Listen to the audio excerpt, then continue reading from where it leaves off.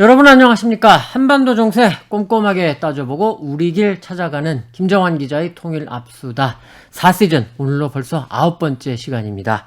자, 이제까지 미중 대결 구도 속에 북미 남북관계, 또 북한 인권 문제, 안보 딜레마, 중국, 그리고 4.27 판문점 선언 3년 맞아서 한반도 정세 중간 점검, 그리고 중국에 관심들이 많으셔서요. 역사를 통해 본 중국의 특성, 미래 이렇게 전해드렸고, 지난주에는 특히요 경제를 통해 보는 북한의 길, 여기까지 좀 다뤄봤습니다. 혹시요 아직 못 보신 분들, 오늘 처음 오신 분들, 그리고 봤는데 다시 보면 좋겠다 하는 분들 계시면 꼭 보십시오. 한반도 정세 입체적으로 이해하시는데 도움이 되는 내용들이 참 많습니다. 자, 특히 오늘은요, 워싱턴 시각으로 21일, 우리 시각으로 22일 새벽입니다. 한미 정상회담이 열리죠. 그걸 맞아서 저희가 정말 좀 심층적으로 준비했습니다.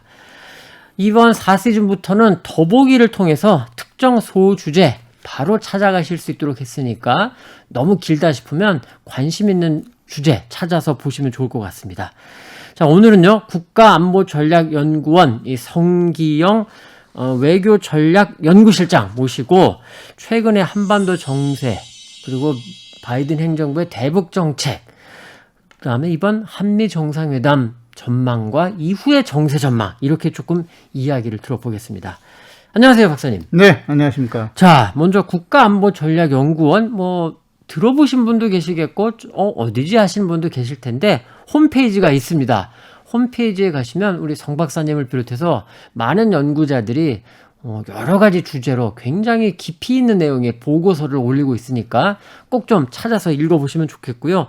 우리 성 박사님이 얼마 전에 바이든 행정부 대북 정책 발표 의미와 향후 전망, 이런 제목의 보고서 올리셨는데 저 꼭 읽어봤고 내용이 굉장히 좋습니다. 꼭 읽어보시면 좋을 것 같다 싶습니다.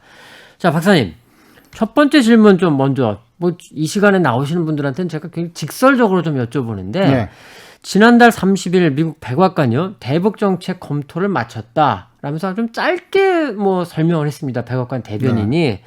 물론 이제 대북 정책의 구체적인 내용은 밝히질 않았습니다. 다만 한반도의 완전한 비핵화, 그리고 이제 외교에 조금 더 초점을 맞춘 이런 모습, 그리고 조율되고 실질적인 접근, 요 정도 세 가지 정도를 밝혔는데, 자, 이 정도면 괜찮네, 아니면은 이건 조금 아닌데, 아쉬운데, 박사님은 어떠세요? 물론 아쉬운 점이 없는 건 아니지만, 네. 그동안 미국이 대북 정책 검토를 해왔던 과정들을 한번 검토를 해보면 사실은 기대 수준이 조금 낮았다가, 네. 이 정도면 한미 간 협의 결과가 상당히 반영됐다. 저는 일단 이렇게 평가를 합니다. 100%까지는 아니어도 그럭저럭 한 8, 90%까지는 온 것 같다. 네. 그리고 이제 한미 정상회담이 앞두고 있기 때문에, 그렇죠. 무슨 정책을 발표하면은 항상 여백이 있고, 또 백악관 대변인이나 국무부 장관이 얘기를 한 거에 보면 행간이 있거든요. 그렇죠. 네. 그래서 이제 한미 정상회담을 거쳐서 그것들이 조금 더 분명해질 거다, 이렇게 예측을 할 수 있겠습니다.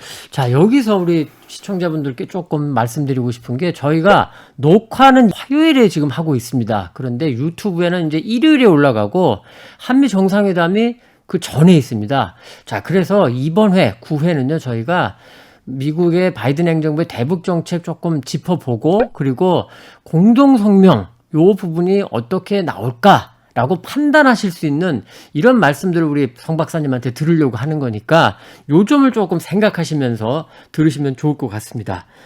자, 박사님, 그런데 저는 이 부분이 조금 많이 아쉬웠어요. 뭐냐면 우리 정부도 그렇고 대통령도 지금 며칠 전에 취임 4주년 기념 특별연설에서 말씀을 하셨던 건데, 2018년 싱가포르 북미 공동선언, 이 부분이 이번 백악관 대변인이 밝힌 대북 정책 일종의 원칙이랄까 방향이랄까, 여기에 지금 언급이 없었습니다. 그렇죠. 물론 이제 그 다음 날인가요?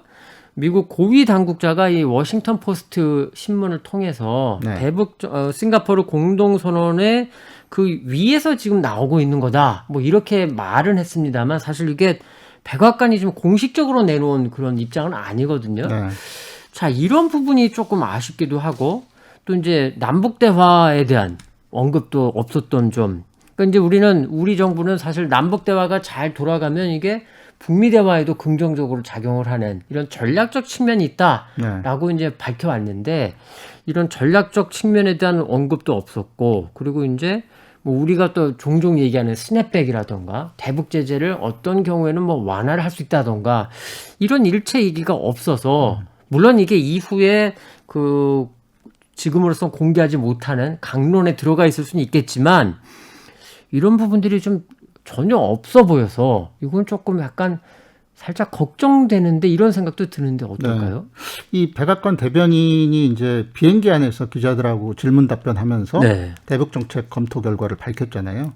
거기 보면 뭐 외교에 열려 있는 잘 조정되고 네. 실용적인 접근 이렇게 좀 추상적인 그렇죠. 그 묘사 네. 이런 것들만 들어 있고 구체적으로 그럼 그걸 북한하고 언제 만나서 무슨 얘기를 할 거고 어디서 출발할 거냐 그렇죠. 이런 얘기는 안 담겨 있는데 그게 이제 아직 거기까지 미국의 대북 정책 검토가 진도가 안 나갔다고 해석할 수도 있지만 또 한편에서는 지금 미국 쪽에서 이 대북 정책 검토 결과에 대한 설명을 하기 위해서 북한을 예전에 접촉하려고 했다. 네, 접촉 시도를 했다 그랬죠. 이런 네. 발언들이 나오잖아요. 그 얘기는 일단 북한과의 그런 교감이나 설명 과정을 생략하고 미국이 일방적으로 우리 대북 정책은 A, B, C 이런 거다라고 이야기하기보다는 상대가 있으니까. 그렇죠. 아. 그래서 그런 태도로도 해석이 가능하다고 봐요. 이게 두 번째 해석이라 그러면은 싱가포르 선언이나 이런 부분은 말씀하신 대로 안 들어가 있지만 네. 처음에 뭐 대통령 선거 기간 동안에 바이든 대통령이 김정은 위원장을 향해서 막 험한 네. 욕설과 같은 네. 단어를 쓰고 네. 또 블링컨 장관이나 이런 기존의 국무부 라인의 대북 정책 담당자들도 북한에 대해서 굉장히 안 좋은 이야기들 많이 했거든요. 네. 뭐 사실 예를 들면 그래서 우리가 좀 걱정을 했거든요. 그렇죠. 블링컨 장관 했을 때 기억하세요? 북한을 향해서 자국민들을 체계적으로 학대하는 정권이 아주 대놓고 얘기해서 서울에 와서 이제 그런 맞습니다. 이야기 했잖아요. 네.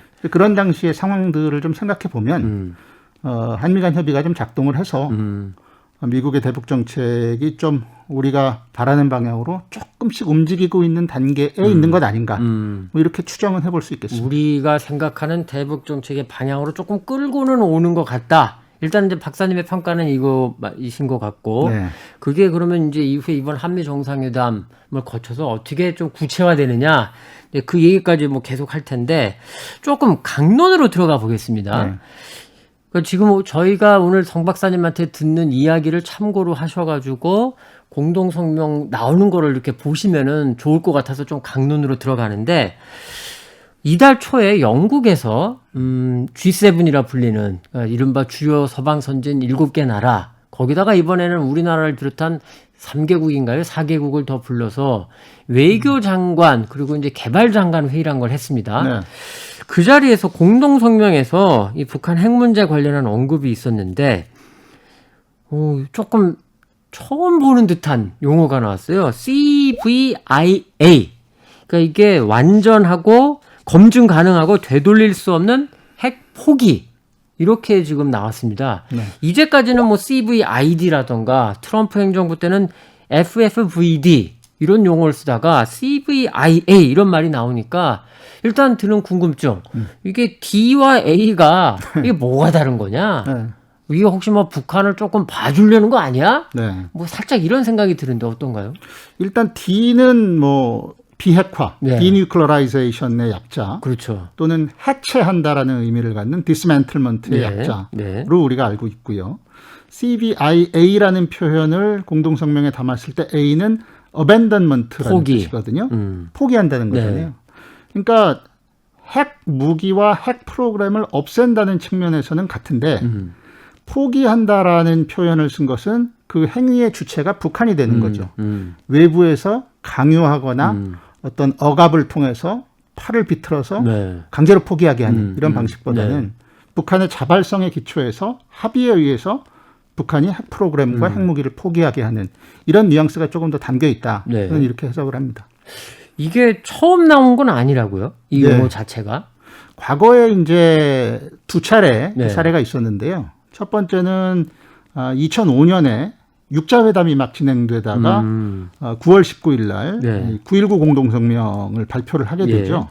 근데 그 9.19 공동성명 1항에 보면은 북한이 현존하는 모든 핵 프로그램과 핵 무기를 포기, 어벤던할 것을 그때도 이미 썼던 용어다. 그렇죠. 약속한다. 예. 이제 이렇게 표현이 나오거든요. 예.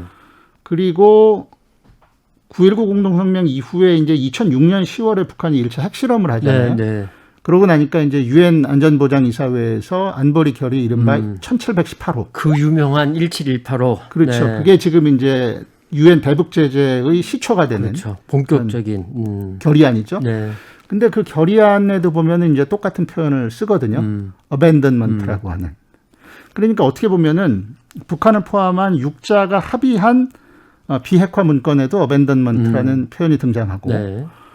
반대로 유엔이 북한을 제재하고 압박하기 위해서 만들어낸 문건에도 abandonment라는 표현이 등장한다. 그러면 이렇게 볼수 있는 CVID랑 CVIA랑 큰 차이는 없는 거다. 뭐 이렇게 볼 수 있겠네요. 뭐 기술적으로는 큰 차이가 없을지 모르겠지만 네. 아직은 저희가 북한의 비핵화 문제에 대해서 기술적인 것을 논의하는 단계가 아니고 그렇죠. 한참 가야죠. 정치적인 표현을 가지고 지금 외교를 재가동시키느냐 시키지 못하느냐 지금 이 단계잖아요. 그러면 CVIA라는 용어를 굳이 쓴 이유가 바로 뭐라고 할까 북한을 조금 좀 뭐라고 할까 일로 와봐 뭐 이런 걸 좀 해보자 이런 뜻일까요 그러면? 그러니까 아까 제가 말씀드린 그 두 가지 문건 네. 2005년 9.19 공동성명하고 2006년 유엔 안보리 결의의 그 맥락 앞뒤 맥락을 보면 이번에 이제 미국이 CVID보다 CVIA라는 표현을 쓴 것은 네. 북한이 행동의 주체가 되는 그래서 외교를 통해서 한반도 비핵화를 잘 설득을 하고 거기에 따른 북한에 대한 적절한 보상 조치를 취해서 북한이 스스로 비핵화라는 경로를 선택하게끔 하자라고 하는 하나의 철학적 기조라고 그럴까요? 출발점? 뭐 이런 부분이 담긴 게 아닐까 좀 해석을 해봅니다. 그 이제 CVIA라는 용어 자체가 뭐 그대로 이 공동성명 우리 한미 정상회담 공동성명에 들어갈지는 봐야겠지만 네. 뭐 좀 유사한 내용으로 이렇게 표현이 되겠죠 그러면. 아마 이제 북한 이 바이든 행정부 대북 정책의 목표를 한반도의 완전한 비핵화라고 그렇죠. 이번에 네. 정확하게 백악관 대변인이 표현을 했지 않습니까? 과거에 이제 뭐 쿼드 화상 정상회의나 네, 네. 또는 미일 저 국무장관들 외교장관들 만났을 때라던가 이럴 그렇죠. 때는 뭐 북한의 비핵화 2 이런 말을 플러스 2. 썼는데 예. 예. 근데 이번에 이제 한반도의 완전한 비핵화라는 거는 기존의 트럼프 정부에서 북한과 합의했던 표현이고 네. 또 남북 간에 합의했던 그렇죠. 표현이잖아요. 네. 그 표현을 미국이 이제 대북 정책 검토 과정에서 받아들였기 때문에 아마도 정상회담 공동성명에서도 거기에 준하는 한반도의 완전한 비핵화 표현이 일단 등장할 것으로 예상을 합니다. 그걸 해석은 그런데 CVIA에 가깝게 아마 해석이 될 거다. 뭐 일단은 좀 그런 맥락으로 좀 봐야겠네요. 자, 그리고 또 하나 여쭤봐야 될 게 요즘에는 뭐 이 말이 잘 안 나오는데 우리가 이제 대북 정책 얘기할 때 이른바 출구가 뭐냐, 입구가 뭐냐 네. 이런 말들을 많이 하거든요. 지금 우리 박사님 말씀 들어보면은 바이든 행정부가 강론에서는 뭔가 지금 갖고 있을 수도 있다. 이제 이렇게 보시는 것 같은데 그렇다면 거기에 출구, 입구 뭐 이것도 지금 담고 있겠죠? 뭐 구체적으로 입구가 어디다, 출구가 어디다 이렇게 표현을 하진 않겠지만 네. 내부적인 구상은 이제 있다고 보는데요.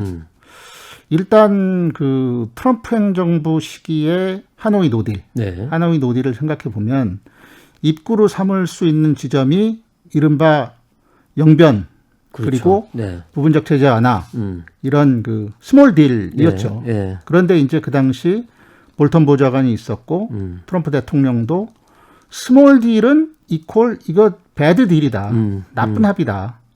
그렇기 때문에 스몰 딜보다는 노 딜이 더 좋은 거다. 이제 이런 그 사고를 갖고 있었던 거죠. 네. 그래서 이제 입구에도 사실 들어가지 못했던 거잖아요. 근데 이번에 이제 바이든 대북 정책 검토 결과를 보면 뭐 스몰 딜이다 이런 표현을 쓰고는 있지 않지만 그렇죠. 잘 조정되고 실용적인 접근이다. 그리고 뭐 그랜드 바겐 이런 것처럼 일괄 타결 이런 거 안 한다 그랬고. 이런 것들에 의지하지 않는다. 네. 뭐 이런 거 보면 사실상 이제 그 입구에 대한 생각들을 어느 정도 하고 있다라는 게 그 암시가 되는 거죠. 그렇게 보면은 아까 말씀해주신 영변 핵폐기와 이제 제재 일부 완화, 요것도 조금 상정할 수는 있어 보인다. 이렇게까지 생각해도 될까요? 예, 그것은 이제 북미 간의 대화가 진척이 되고 구체적인 그 대화의 형식, 의제 이런 부분들이 결정된 다음의 일이기 때문에 뭐 지금 그렇게 얘기하기는 조금 이른 감이 있습니다만 네. 그 방식에 있어서는 영변과 제재 완화를 뒤바꾸는 방식은 배제할 필요가 없다. 옵션 선택사항 중에는 들어갈 수 있다. 그렇죠. 이런 말씀이겠네요. 예. 자, 그런데 여기서 이제 흥미로운 게 있습니다.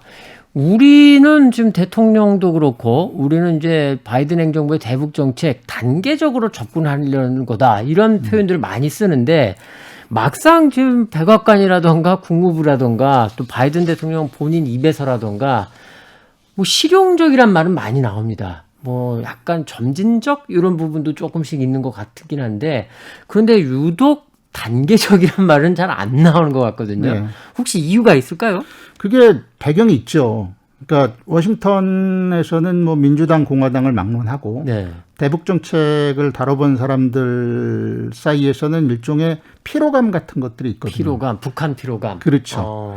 이른바 이제 살라미 전술이라고 다 해갖고 쪼개가지고 맞바꾸려고 하니까. 살라미 소세지 얇게 이렇게 따서 먹는 것처럼 단계적이라는 표현을 사용을 하면은 혹시 북한이 원하는 어떤 일정한 목표를 달성하고 나서는 거기에 수반되는 이제 약속을 이행해야 되는데 그 이행하지 않고 되돌아가 버리고 네. 이런 데 대한 기억들이 있단 말이죠. 그렇기 때문에 이제 뭐 스텝 바이 스텝이나 네.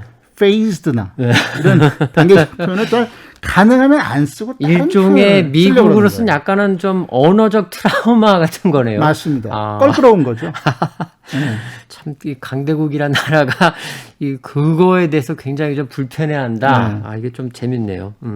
이번에 그러면 공동성명, 우리 한미정상회담 공동성명에도 내용적으로는 단계적으로 우리가 해석하지만 표현에 있어서는 그렇게 안 쓸 가능성이 많겠군요.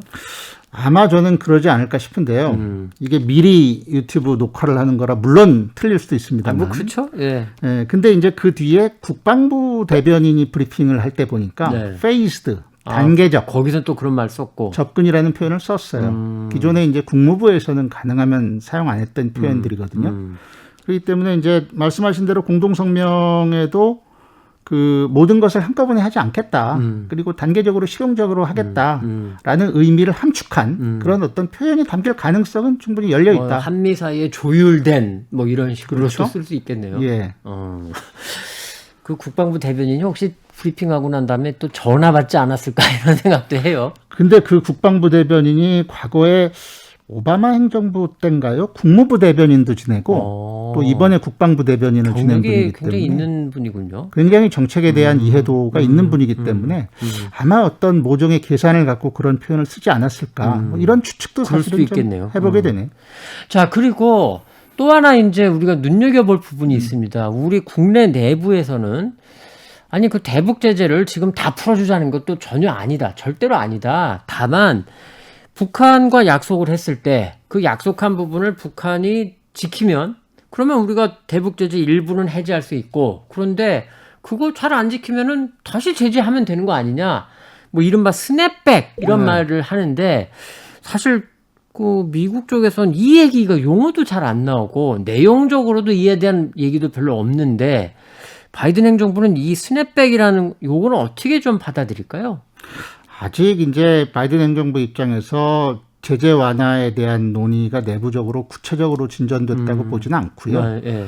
사실은 이게 한미 간에만 대북 정책을 협의하는 게 아니고 일본도 있죠. 한미일 간에도 네, 협의하고 네. 미일 간에도 협의를 네. 하잖아요.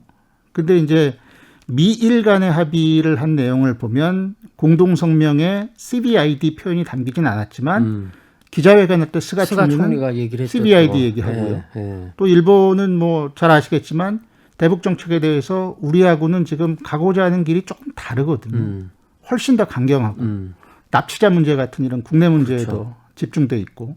근데 이제 미국 입장에서 보면 이 동아시아 전략을 짜는 데 있어 갖고 일본이 한국보다 더 중요한 파트너일 맞습니다. 수밖에 네, 없거든요. 네. 그러니까 이제 일본과의 정상회담에서는 뭐 유엔 결의의 완전한 이행이라든가 이런 부분들이 담겼죠. 네. 쿼드 화상회의 뭐 이런 데서도 그런 표현들이 담겼고. 근데 이제 이번 대북 정책에서는 그런 내용들은 일단은 유보가 됐잖아요. 한국의 입장이 좀 있으니까. 예. 예. 그래서 그런 부분들을 일단 평가하는 것도 지금 단계에선 중요하다 이렇게 봅니다. 근데 스냅백이라는 게 이후 전개될, 그러니까 우리가 전개해야 된다라고 우리가 강하게 원하고 있는 북미 대화 재개, 이 과정에서 스냅백이 하나의 유용한 이런 수단이 될 수 있는 건 아닌가요? 북미 간의 대화가 정상 궤도로 올라가고 네. 어떤 것을 우리가 받고 어떤 것을 내줄 것인가에 대한 협의가 진행되면 사실은 가장 먼저 고려해 볼 수 있는 그 요소라고 할 수가 있죠. 그렇죠. 북한 입장에서는 뭐 영변이라든가 이런 핵시설 폐기는 폐기라는 게 이제 한번 허물거나 이러면 짧은 시간 안에 그걸 복구해서 다시 쓸 수 없는 건데 네. 스냅백이라고 하는 것은 일종의 조치이기 때문에 그 북한이 뭐 약속을 위반하는 행동을 한다거나 이러면 그것을 되돌려서 다시 제재를 그렇죠. 가할 수 있는 네. 조건부 이제 조치거든요. 네. 그런 면에서 보면은 북한 입장에서는 그것이 공정하지 않다라고 이야기할 수 있지만 한미 그리고 비핵화를 추구하는 국제사회나 유엔 입장에서는 충분히 고려할 수 있는 방안이다. 뭐 이 정도 말씀드릴 수 있습니다. 미국도 뭐 굳이 거부할 만한 그런 건 아니다 이런 말씀인 것 같고.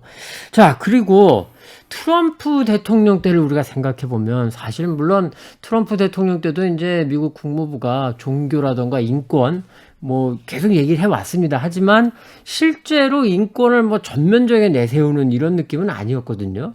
그런데 지금 바이든 행정부는 계속 인권 얘기를 좀 하고 있습니다. 적어도 입으로지만 상당히 많이 하고 있고, 특히 중국과 관련해서는 뭐 신장 위구르라던가 뭐 홍콩도 그렇겠지만 네. 이런 얘기를 많이 하고 있거든요. 그러다 보니까 우리 국내에선 일부에선 만약에 이번 한미 정상회담에서 이게 바이든 대통령 입에서 인권 얘기가 나오고 이게 혹시라도 공동 성명에 들어가면 이거는 정말 북미 대화는 다 끝난 거다. 뭐 이렇게까지 지금 보는 시각이 일부 있습니다. 박사님 어떻게 보세요?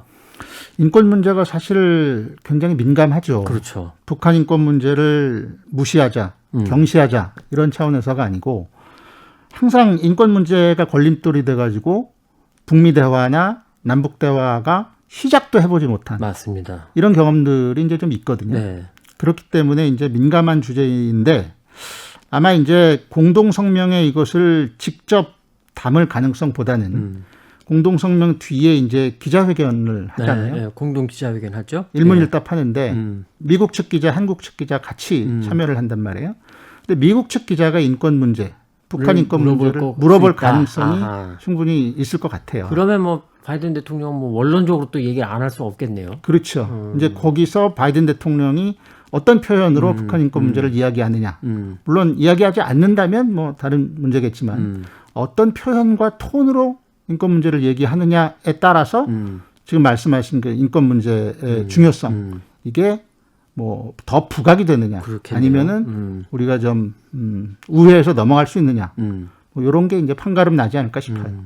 그 이제 아까 백악관 대변인이 말한 그런 거에 좀 기초해서 박사님 판단으로는 우리 정부의 대북 정책의 입장 이 부분이 상당 부분 잘 설명이 됐고 바이든 행정부가 그걸 상당히 좀 받아들이는 것 같다 이렇게 지금 판단해 주셨거든요. 네. 근데 그런 맥락이라고 한다면 인권에 대해서도 굉장히 세게 나가기보다 조금 절제된 뭐 이런 반응이 나올 가능성이 조금 더 있다. 혹시 이렇게 보면 무리일까요?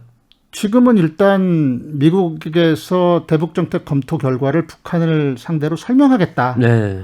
라는 그 제스처를 보이고 있는 단계거든요. 그렇죠? 네, 네. 그렇기 때문에 설명하지 않고 그냥 우리 일방적으로 발표하겠다. 이러면 다른 이야기지만 설명할 테니까 일단 들어봐라.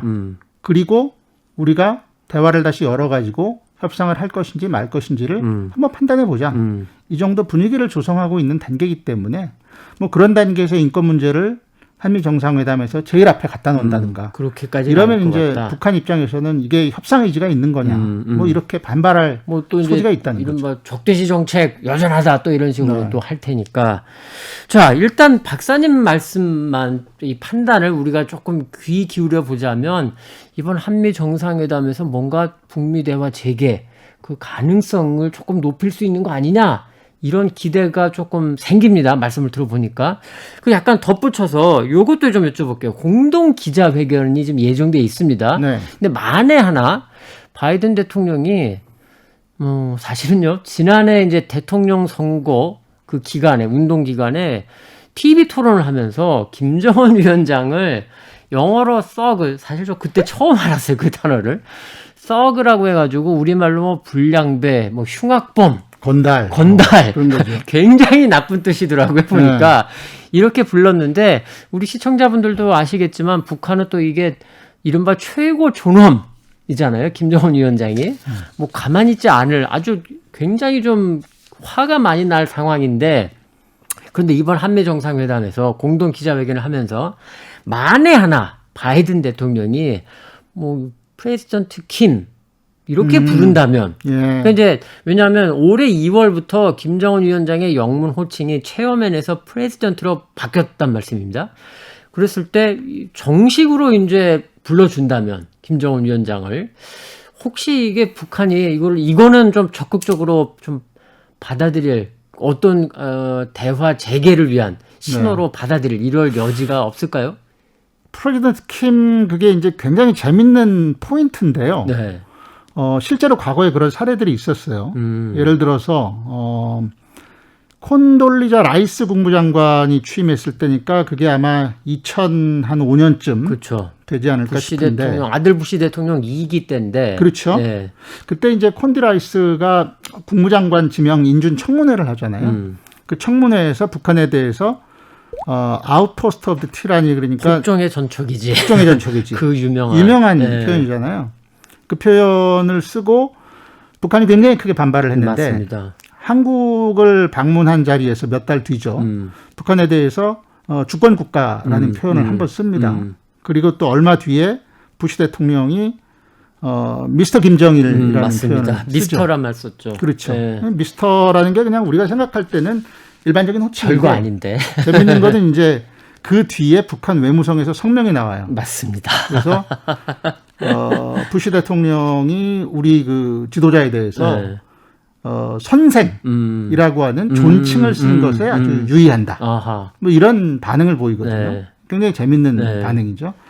그러면서 이제 6자 회담이 중단됐다가 다시 좀 돌아가게 되는 모멘텀도 되고, 물론 이제 그것 때문에 6자 회담이 재개됐다기보다는 그 당시에 그 정동영 통일부장관, 그렇죠. 대북 직접 송전, 뭐 북한도 다녀오고, 뭐 여러 또 크리스토퍼 힐이었죠. 그때 협상 대표가 따로 그 북한의 김계관 외무성부장을 따로 만나고, 뭐 여러 곡절 끝에 이제 6자 회담 재개가 됐는데, 적어도 그렇게 미스터라고 불러준 게 긍정적으로는 작용을 했잖아요. 그러니까 우리가 생각하는 것 이상으로 긍정적으로 작용을 하더라는 거죠. 네.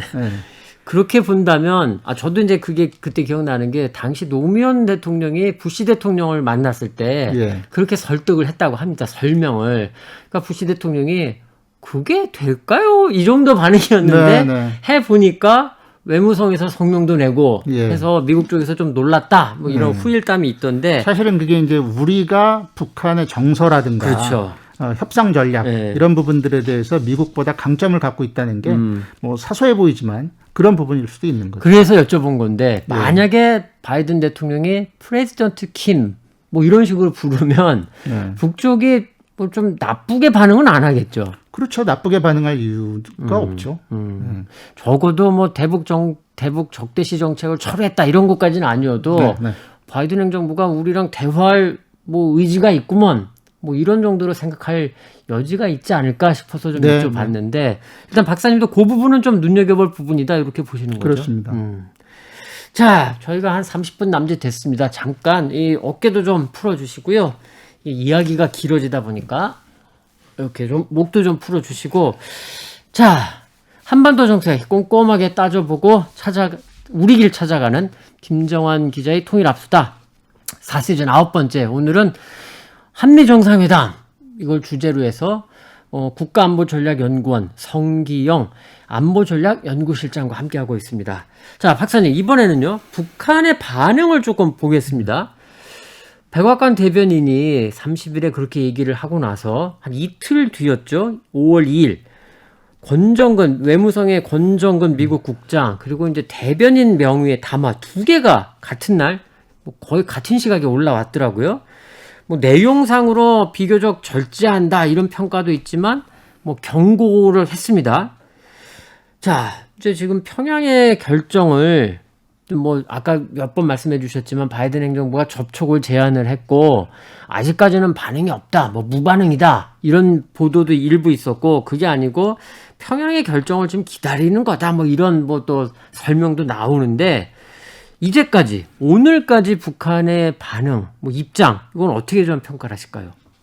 지금 아직까지 뭐 북한에서 4월 30일 그러니까 백악관 대변인이 발표한 뒤로 공식적으로 반응을 보인 건 없죠. 담화 나온 거 말고는 뭐 없죠. 그러니까 아까 말씀하신 그 담화도 그 앞뒤 맥락을 잘 살펴보면은 바이든 대통령의 발언과 그 인권에 대한 그런 거였죠. 그렇죠. 예, 그러니까 바이든 대통령이 상하원에서 합동 연설을 했던 게 4월 28일이거든요. 그 4월 28일 날 바이든 대통령 연설에서 뭐 강력한 억지와 외교 네. 이런 표현을 했고 대북 정책에 한두 개의 이제 키워드를 이야기했었는데 거기에 대해서 이제 이 권정근이라고 하는 북한 외무성 미국 국장이 반박하는 네. 뭐 그런 이제 성명을 낸 거고요.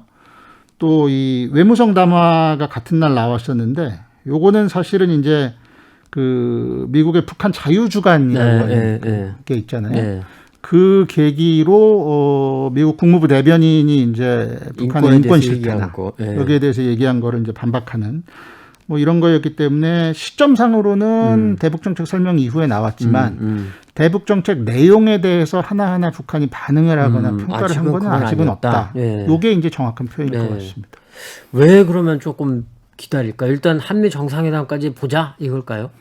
뭐 그것도 있고 사실 지금 이제 북한의 모든 그 대내외 전략의 핵심이 뭐 이른바 자력갱생, 그다음에 뭐 정면 돌파, 이민 위천, 그 당대회 여러 가지고 막 굉장히 내부 대중제일주의 뭐 이런 거죠. 결속 분위기 같은 거 강조하고요.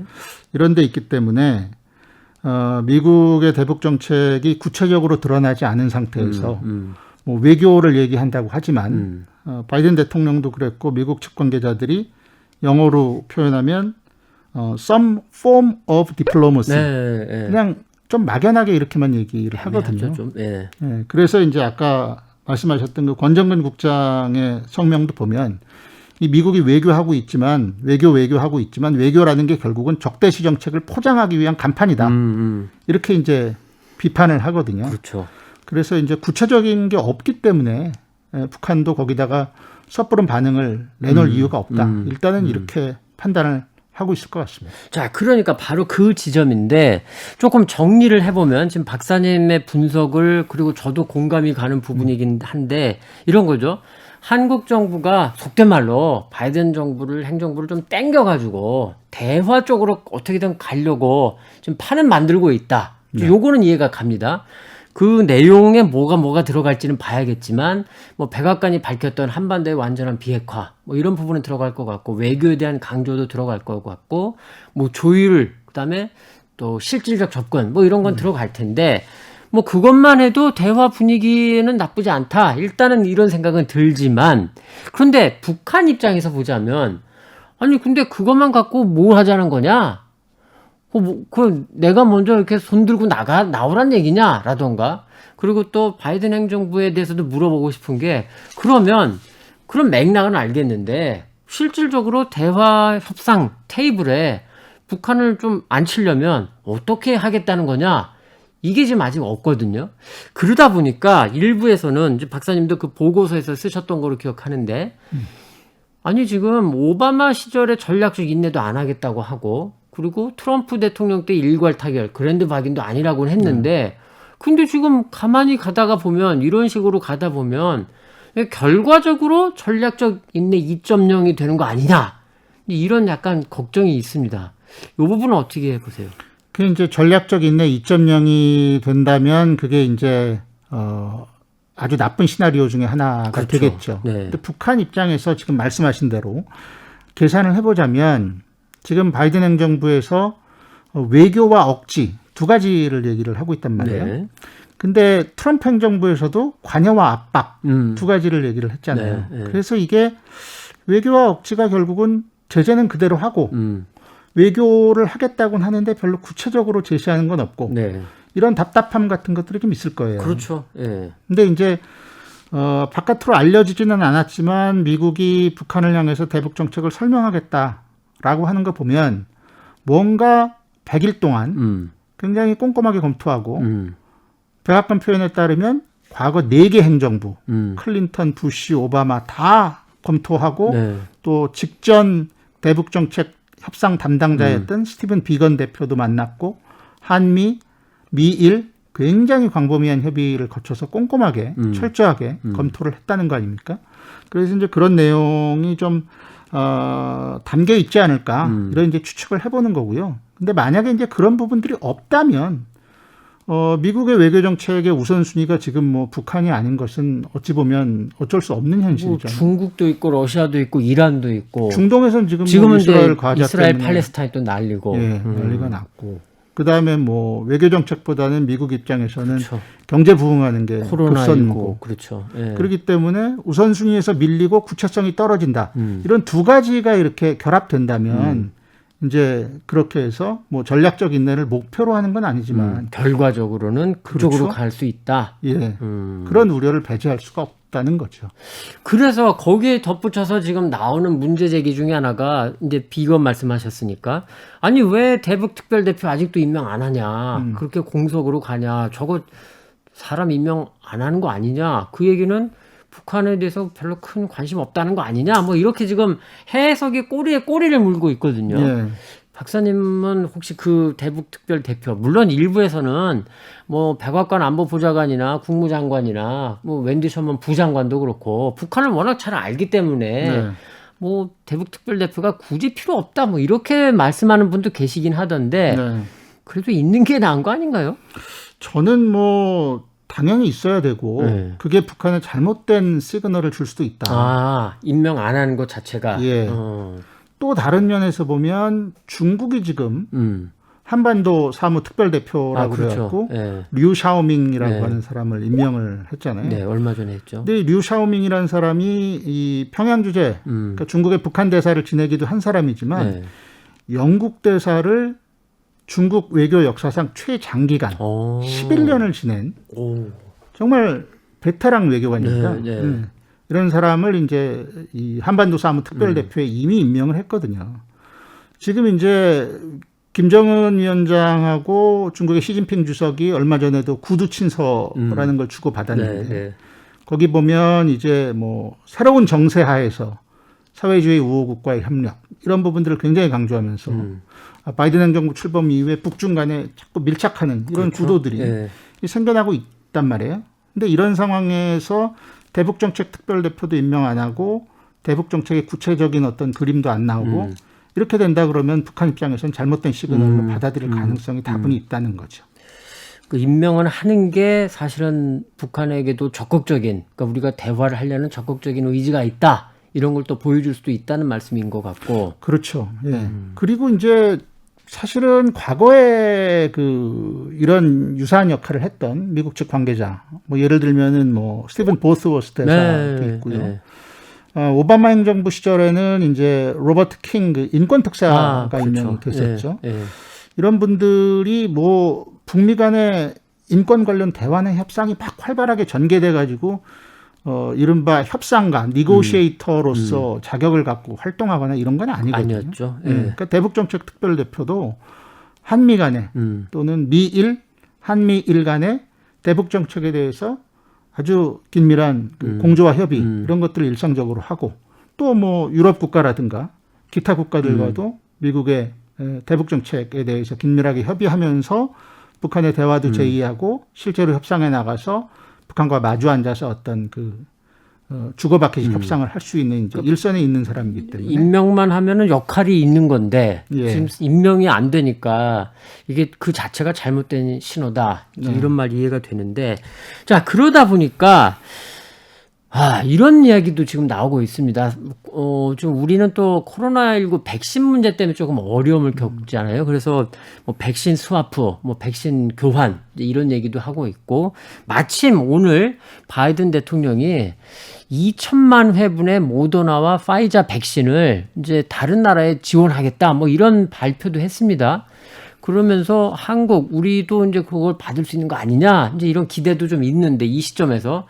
자, 그러면서 한편에서는요, 우리가 미국한테 백신을 그렇게 지원받으면서, 그러면은 우리도 뭔가를 좀 미국한테 좀 주고, 제공을 하고, 그러면서 거기에다가 우리가 백신에 덧붙여서 대북 정책을 조금 더 우리 쪽으로 좀 땡겨올 수 있는 거 아니냐, 뭐 이런 뭐, 이것도 빅딜이라고 해야 되나요? 뭐 이런 구상도 뭐 일부에서는 하시던데, 이게 조금 박사님 보시기에는 어떠세요? 글쎄요, 이 뭐 백신 문제는 뭐 제 전공은 아니지만 일반적으로 바이든 행정부에서 이제 동맹 가치를 굉장히 중요시하고, 그렇죠. 트럼프 행정부에서 동맹을 뭐 팔아먹었다라거나 동맹과 비즈니스를 막 연계해가지고 동맹을 겁박했다거나 네. 이런 얘기들을 하고 있는데, 그냥 쉽게 얘기해서 우리가 백신 줬으니까 니네가 중국 문제나 이런 문제에 대해서 우리 입장을 좀 동의해라.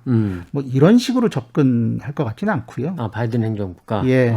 그것은 기본적으로 이제 동맹이 가지고 있는 규범과 가치의 문제를 좀 벗어나는 방식일 수 있기 때문에 예, 뭐 그렇게까지 노골적으로 접근하리라고 보지는 않아요.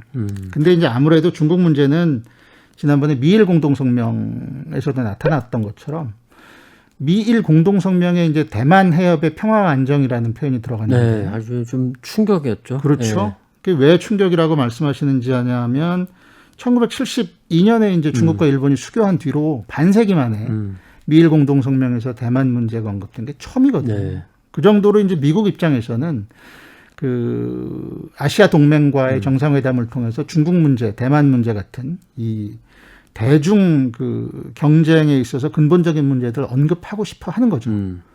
근데 이제 우리나라는 또 그 중국과 갖는 그 특수성이 그렇죠. 있기 때문에 네. 무역 관계가 워낙 크니까 그 부분을 공동성명에서 어디까지 또는 어떤 톤으로 어떤 단어로 집어넣느냐가 어떻게 보면은 가장 그렇죠. 첨예한 문제가 될 수도 있죠. 자, 그래서 이제 조금 정리를 해보겠습니다. 네. 그러면 공동성명에 어떤 내용이 들어갈까? 요걸 조금 한번 우리가 예상을 해보게 되는데, 뭐 앞서 말씀드린 것처럼 백악관 대변인이 말한 한반도의 완전한 비핵화, 또 외교에 좀 더 방점을 두는 입장, 그리고 조율되고 실질적인 접근, 뭐 요 정도는 들어갈 것 같습니다.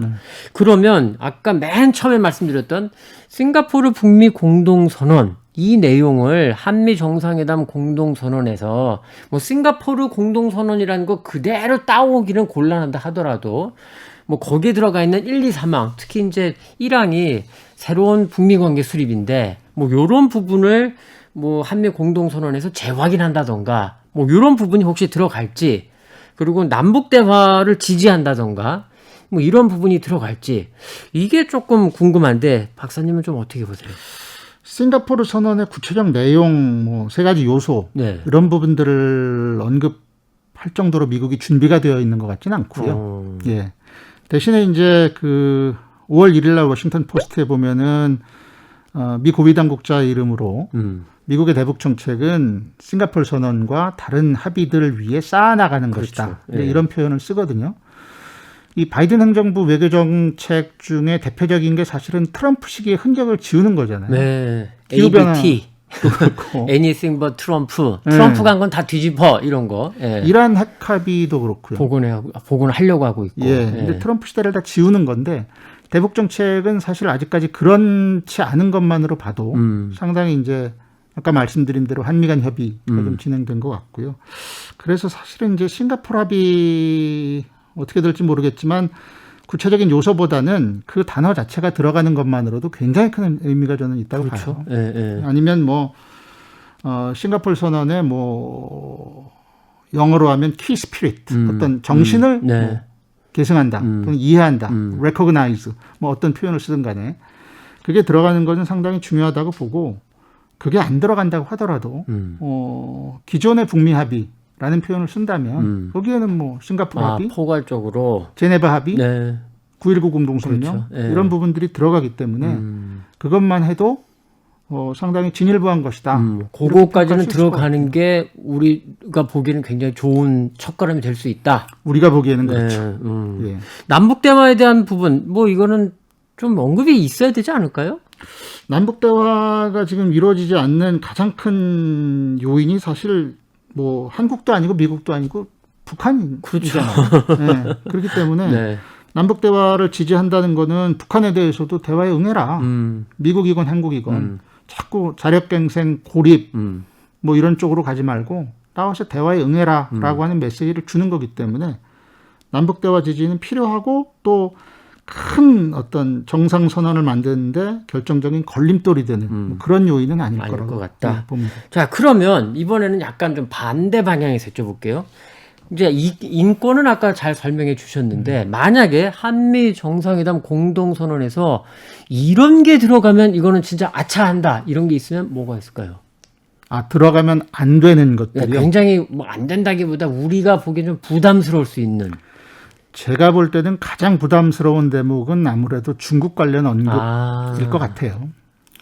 이 사실은 이제 우리는 한미 동맹을 통해서 뭐 대북 억지력이라든가 그렇죠. 그게 우리한테는 제일 중요한 거고 북미 협상 제재 네. 뭐 이런 부분들을 주로 사고하지만 미국 입장에서는 한미 동맹을 통해서 동아시아의 전략 구도를 새로 짜려고 하는 거고 그 핵심에 대중 견제가 있는 것이고 쿼드가 있는 것이고 인태 전략이 있는 것이고 이렇단 말이죠. 그렇기 때문에 이제 미국 입장에서는 중국 관련 언급들을 어떻게든 반영을 하려고 노력을 할 거예요. 근데 우리는 아까 말씀드린 대로 한중 관계의 특수성과 북한 문제 해결 필요성 이런 부분들이 있기 때문에 가능하면 부담이 적은 방향으로 언급을 하기를 원하겠죠. 그래서 아마도 그 부분에서 막판까지 긴밀한 조율이 이루어지지 않을까 이렇게 조심스럽게 이제 완곡하게 말씀을 하셨는데 긴밀한 조율이 아마 이제 한미가 동맹이긴 해도 좀 신경전일 수도 있고 미국은 이걸 꼭 넣자고 하는데 이거 안 되는데 우리는 이럴 수도 있는 건데 그런데 지금 보면요 요 1, 2주 사이에 외교부 쪽에서 나오는 발언들이 조금 미묘하게 바뀌고 있는 게 그 이전에는 쿼드 가입에 대해서 상당히 소극적인 이런 느낌이었습니다 분명히. 자, 그런데 요 1, 2주 사이에 뭐 지금 쿼드가 3가지 분야로 돼 있다고 하죠. 일종의 워킹그룹 실무회의가 그 코로나가 있고 그다음에 기후위기, 기후변화가 있고 그리고 이제 반도체 같은 신기술 뭐 그렇죠. 이런 게 있는데 여기에 대해서 우리가 가입할 수도 있다. 뭐 좀 이런 이야기들이 솔솔 나오고 있거든요. 그러면 이번 한미 정상회담 거기다가 이제 아까 박사님은 뭐 미국이 그 정도는 아니다라고는 했지만 백신을 뭐 주면서 지원하면서 그러면서 뭐 그게 꼭 그것 때문에 이거 한다 이런 조건부는 아니라고는 해도 뭐 쿼드 가입해주면 좋지라고 이렇게 슬쩍슬쩍 얘기할 수도 있고 그렇게 보면 이 쿼드 직접 완전 가입은 아니어도 3개 실목으로 전면 혹은 뭐 1-2개 여기에 가입한다 이런 방향으로 이 공동성명에도 들어갈 여지가 있겠죠. 그 쿼드가 지금 말씀하시는 3가지 이제 이른바 실무 작업반 네. 워킹 그룹이죠. 네. 거기에 참여하는 것은 가입이라는 표현을 쓰기보다는 그 신기술 분야, 기후 변화 그리고 코로나19 이게 다 이제 우리가 국제사회에서 어떻게 보면 일종의 이니셔티브를 취할 수 있는 우리가 상당한 기여를 할 수 있는 분야잖아요. 그렇기 때문에 쿼드에서 진행하고 있는 그 작업반 워킹그룹에 우리가 같이 협력한다라는 정도의 의미 부여를 할 수는 있을 것 같아요. 그렇다고 해서 그게 뭐 거기에 가입한다거나 쿼드의 회원국이 된다거나 뭐 이런 건 아니고요. 미국에서도 이 쿼드에 대해서 이른바 오픈 아키텍처, 그러니까 열려있는 구조다라는 표현을 많이 쓰거든요. 그리고 호주 같은 나라에서도 이게 쿼드가 무슨 뭐 유엔이나 나토처럼 사무국이 있는 것도 아니고 굉장히 인포멀한 그 포럼 같은 것이다라고 이제 그 이야기를 하고 있어서 뭐 인도도 사실 가입을 했으니까 뭐 그런 그렇죠. 측면도 있긴 한데 그러면 어쨌든 이번 공동성명에 그게 아주 직접적이건 혹은 조금 애매하다 싶긴 하지만 간접적이건 이런 부분이 들어갈 여지가 있어 보인다. 이미 우리는 그 뭐 인도태평양 전략과 우리 정부의 신남방을 그 전략의 공통점을 인정을 한 바가 그렇죠. 있고 예. 또 최근에 이제 한미 양국 간의 아세안 무대를 통해서 한미 협력을 어떻게 증진할 것인가에 대한 논의들이 굉장히 활발하거든요. 네. 그래서 이제 그런 부분들을 포괄하는 어떤 표현들이 담길 가능성은 물론 있겠죠. 자, 이게 이제 굉장히 이제 중요한 지점이 되는데, 그리고 사실 우리는 박사님 설명을 잘해주신 대로 한미 관계를 사실은 북한과의 연계성 속에서만 보아다가 이제는 중국까지 지금 봐야 돼서 문제가 더 복잡해지고 조금 그런데, 자, 조금 다시 좁혀서, 자, 이제 마지막 부분입니다. 질문인데, 한미 정상회담 이후를 조금 전망을 하겠습니다. 네. 만약에 프레지던트 킴 뭐 이렇게도 불러주고, 그리고 북미 대화 재개를 위해서 바이든 대통령이 아주 명확한 신호를 주고, 그거를 북한이 아주 적극적으로 해석을 해서 대화가 재개가 되면은 상관이 없는데 좋은데, 그게 아니고 그 정도로는 아닌데 그 대북 적대시 정책 여전하구만, 뭐 이렇게 북한에서 판단한다던가 이러면 결국은 올해 안에 이른바 전략적 도발을 할 거다, 이렇게 보는 분석들이 많습니다. 박사님도 그렇게 보시는지, 만약에 그렇다면 전략적 도발의 시점, 강도, 이건 또 어떻게 좀 예상하시는지요? 일단 뭐 올해 아니라고 못 봤고 또 전략적 도발이라고 못 받기에는 조금 아직은 좀 이르다는 느낌을 저는 갖고 있고요. 네. 왜냐하면 보통 우리가 이제 전략적 도발이라고 할 때는 무슨 ICBM이라든가 네, SLBM이나. 그렇죠. 네. 굉장히 이제 고단위 고강도의 어떤 북한이 시위할 수 있는 최고 수준의 그런 도발을 전략적 도발을 하고 최종적으로는 핵실험도 있을 수 있고. 그렇죠. 예, 예. 하기 때문에 아직 그렇게 단정하기는 좀 이른 것 같고요. 북한이 미국의 대북 정책 검토 결과 발표에도 불구하고 또 그것을 설명받았음에도 불구하고 도저히 우리는 적대시 정책이 폐기되지 않는 한 협상에 못 나가겠다라는 입장을 고수하고 도발적으로 방향을 튼다면 뭐 가장 쉽게 생각할 수 있는 것은 이제 잠수함 건조 같은 거죠. 이미 뭐 지난번에 8차 당대회 그 군사 퍼레이드에서 네, 네. 북극성 시옷 5등가요? 오시옷이든가요? 예. 그 신형 그 무기가 공개된 네, 바가 있고 예. 또 얼마 전에 이제 미국적 그 위성 사진에 의해서 그 함경남도 신포조선소에 새로운 그 시설들이 등장했다가 네. 원위치되고 뭐 이런 부분들이 보였기 때문에 이미 뭐 중형급 잠수함 만든 건 다 만들었다, 뭐 이런 분석도 나오고 있고. 김정은 위원장도 뭐 막바지 단계에 있다 이런 표현을 아마 8차 당대회에 네. 쓴 걸로 제가 네. 기억을 하거든요. 그래서 이제 그런 식의 어떤 그 북한식 군사력을 시위하는 그게 이제 가장 첫 단계 수순이 될 가능성이 일단은 높다고 보는 거죠. 그리고 조금씩 더 높여갈 거다. 네. 남북 사이에도 조금 더 긴장감을 높일 수도 있고. 남북 사이에는 지금 북한이 이미 뭐 우리 정부의 어떤 그 제안이나 우리 정부의 대화 제의 뭐 이런 거에 대해서 철저하게 무시 전략으로 네. 이미 하고 있기 때문에 뭐 더 악화될 게 있을까요? 그러니까 이른바 저강도로 시작을 해서 근데 어느 시점에는 조금 더 올라갈 수 있다, 이제 이런 말씀인 거잖아요. 거기에 따른 이제 전략적 계산 방식이 가동을 하겠죠. 근데 많은 부분들이 저는 바이든 행정부의 대북 접근 방식, 대북 메시지, 제스처 여기에 달려 있을 거라고 봅니다. 자, 그 마지막 질문입니다. 여기서 이제 중요한 게 또 이게 있습니다. 1년에 통상 대규모의 한미 연합 군사 연습이 있습니다. 이제 상반기는 뭐 축소해서 시행을 했고, 그리고 8월에 이제 열릴 예정인데, 이미 한미 군 당국들은 뭐 연합 군사 훈련의 중요성 재확인하는 회의가 얼마 전에 워싱턴에서 있기도 했는데, 일부에서는 연합 군사 연습 이거 제대로 관리 못하면, 여기서 관리라고 한다면 결국은 좀 이번에는 연기해야 되는 거 아니냐, 이제 이런 말씀드리던데, 결국 그거를 빌미로 해서 바이든 행정부 대북 정책도 마음에 안 들고 그런 상황이면 북한이 정말 세게 나올 수 있다, 뭐 이렇게도 보는데, 물론 이제 앞에 하셨던 말씀과 조금 반복될 수도 있겠습니다만, 한미 연합 군사 연습 8월에 예정된 이거 어떻게 해야 할까요? 아직 뭐 8월 그 훈련에 대해서 한미 간의 협의가 끝난 것도 아니고 뭐 구체적인 그 얘기가 나온 건 아닌데, 네.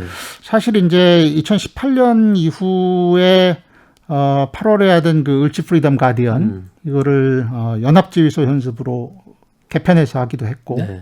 또 이름을 바꿔서 뭐 동맹 1, 네. 동맹 2 이런 식으로 하기도 했고, 근데 북한의 반응도 뭐 과거 같으면 이제 뭐 총참모부 대변인 성명을 낸다거나 이런 식으로 해서 격렬하게 반응하는 경우들이 많았었는데 뭐 이렇게 훈련의 형태나 시기들이 좀 탄력적으로 이동하고 나서 그 뭐 대외 선전 매체를 통해서 비난을 한다거나 이런 비난의 형식이나 강도 이런 부분들도 조금 변하고 있는 것을 사실은 미묘하지만 관찰할 수가 있어요. 네. 근데 바이든 행정부는 지금 과거 행정부 트럼프 정부에 비해서 이 한미 간의 동맹, 연합훈련 이런 거 굉장히 중시할 가능성이 있거든요. 그렇기 때문에 이제 바이든 행정부의 그런 그 입장을 우리가 최대한 존중은 하되 그 시점에 6월 7일 시점에 북미 간의 어떤 협상이 재개됨으로써 이 연합훈련에 미치는 영향력을 좀 최소화할 수 있는 그런 그 외교적인 협의 같은 것들이 좀 필요하다. 저는 이렇게 봅니다.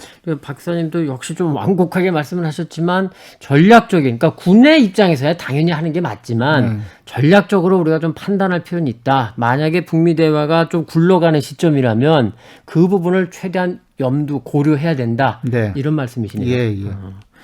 자, 오늘 김정한 기자의 통일 압수다 뭐 말씀드렸습니다만 저희가 녹화는 화요일에 하고 정상회담은 21일에 있고 그리고 저희가 유튜브에는 일요일에 올리다 보니까 오늘의 저희가 지금 한 내용 요거는 정상회담에 대한 평가를 위해서 우리 시청자분들이 성기영 박사가 이런 말을 했는데 그렇게 보니까 이게 해석이 이렇게 되는구나.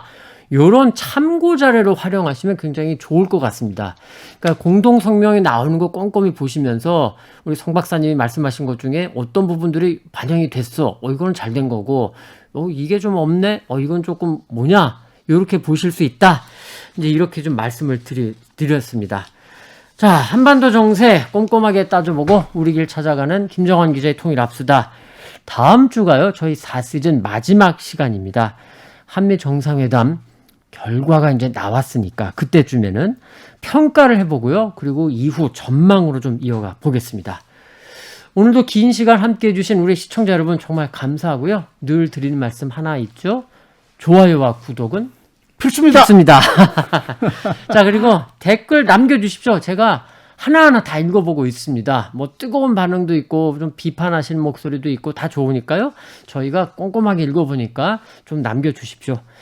우리 정 박사님 긴 시간 함께 해주셔서 수고 많으셨고요. 네, 감사합니다. 감사합니다. 고맙습니다. 자, 시청자 여러분 다음 시간에 또 함께 하겠습니다. 고맙습니다.